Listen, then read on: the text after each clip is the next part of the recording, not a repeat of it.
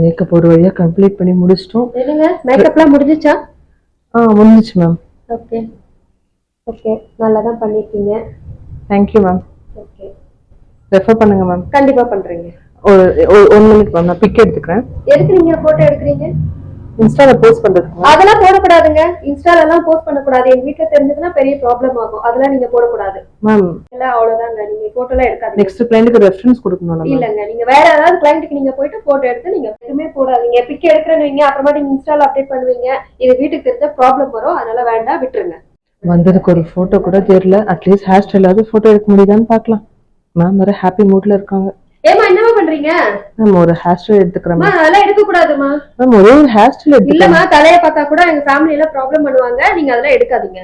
ஏன்னா இன்ஸ்டால எங்க ரிலேஷன்ஸ் எல்லாம் இருக்காங்க. தலைய பார்த்தா கூட கண்டுபிடிச்சிருவாங்க. போட்டோ எடுக்காதீங்க. மேம் தலையெல்லாம் பத்தி யார் மேம் கண்டுபிடிப்பாங்க?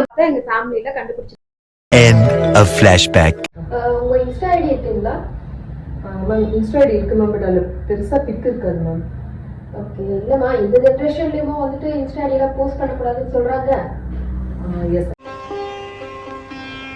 சொன்னது நீதானா? சொல் சொல் சொல்.